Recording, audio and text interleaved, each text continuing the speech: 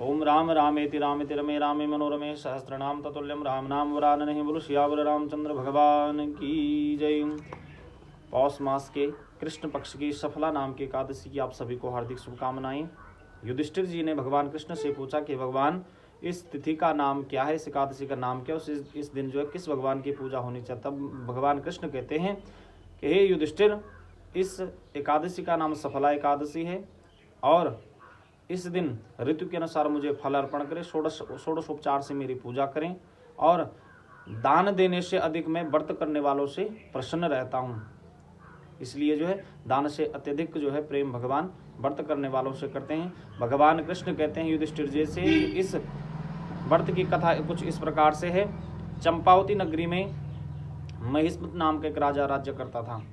उसके 5 पुत्र थे और उसका जो ज्येष्ठ पुत्र था वो जो है अपने पिता का धन परस्त्री गमन में और जुए इत्यादि में जो है गलत कुकर्म करके जो है अपने पिता का धन नष्ट करता था। जब राजा महिष्मत को इस अपने पुत्र की जानकारी प्राप्त हुई तो उसने उसका नाम लुम्बक रख दिया और कुछ समय व्यतीत होने पर उसका जो है पाप कर्म बढ़ने लगा। तो राजा ने उसको जो है अपने ज्येष्ठ पुत्र को राजा ने अपने राज्य से निष्कासित कर दिया और सभी ने उसका जो है परित्याग कर दिया। अब वह जो है लुम्बक नाम का जो उसका पुत्र था, ज्येष्ठ पुत्र राजा का, उसने जो अब सोचने लगा कि अब मैं क्या करूं, किस प्रकार से अपना भरण पोषण करूं। और वो जो है जंगल में चला गया और अपने भरण पोषण के लिए जो है रात्रि में अपने पिता के राज्य में आकर चोरी चकारी करके जो अपना भरण पोषण करने लगा। दिन में जो है वन में रहने लगा और रात्रि में चोरी करके जो है अपने पिता की नगरी में चोरी करने लगा। एक दिन जो है थोड़े समय बीत जाने पर पौष मास की 10वीं तिथि आई, कृष्ण पक्ष की 10वीं तिथि आई और वो जो है ठंड के कारण से जो मूर्छित होके रात्रि में जो मूर्छित हो गया और उस मूर्छा से वो सो ना सका। अगले दिन जो एकादशी की सुबह होने पर भी उसकी मूर्छा ना खुली, दोपहर तक वो सोता रहा। जब सूर्य नारायण भगवान के प्रकाश से उसकी जो है मूर्छा खुली दिन में, तो वो असमर्थ था कि अपने जो है भरण पोषण का जो है कुछ जुगाड़ कर पाए। तो वो जो है जंगलों में चला गया, जंगलों से जो है फल एकत्रित करने लगा और जब जो है अपने उस जहाँ पर वो उस जिस वन में रहता था वहाँ पर जो एक पीपल का वृक्ष था जो देवताओं का क्रीड़ा स्थल था, वहाँ पर जो अपना फल लेकर आ गया जंगल से। और वहाँ पर जो जैसे सूर्यनारायण भगवान अस्ताचल की ओर जा रहे थे तो भगवान से प्रार्थना करी कि हे भगवान, आप इन फलों से तृप्त हो जाओ। और भगवान ने उसका जो है वचन स्वीकार किया, भगवान ने उसका भोग लगाया, दृष्टि भोग लगाया और अपना जो है कुछ समय बाद जो है उसी ने वो प्रसाद, लुम्बक नाम का जो राजा का पुत्र था, उसने जो प्रसाद खा लिया।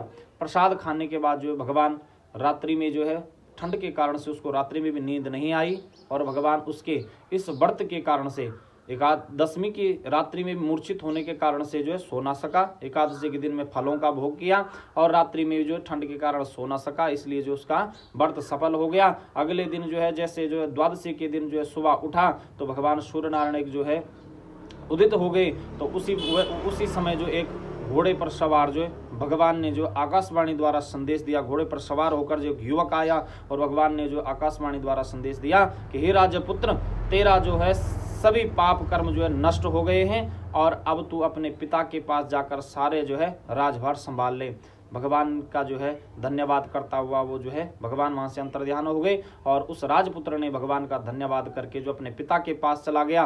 पिता को जो सारी कहानी सुनाई और पिता ने जो सारा राजभार जो है संभाल दिया लुम्बक नाम अपने पुत्र को।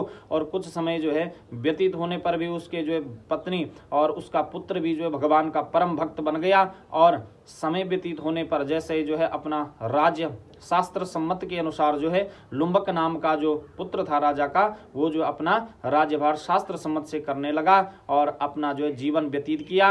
और अंत में जो है उस लुम्बक ने भी अपने पुत्र को राजभार संभाल कर जो है अपने वन को भगवान की भक्ति के लिए चल पड़ा और अपनी जो है भक्ति भाव से अंत में वैकुंठ को प्राप्त कर लिया। भगवान नारायण कहते हैं कि इस व्रत कथा के करने से अनजाने में भी कोई जो है भगवान का सुमिरन या स्मरण कर लेता है तो भगवान उसके सारे अपराध क्षमा कर लेते हैं। हम जो है किसी भी प्रकार से हमसे कोई अपराध हुआ है तो भगवान जो हम याचना करने से, क्षमा मांगने से आप भगवान हमारे बड़े से बड़ा अपराध जो है क्षमा करता है। इस एकादशी की का व्रत जो कथा है इसका सुमिरन या श्रवण या जो है पठन से भी हमें जो अश्वमेघ यज्ञ के फल की प्राप्ति होती है। बोलो सियावर रामचंद्र भगवान की जय। श्री सत्यनारायण भगवान की जय।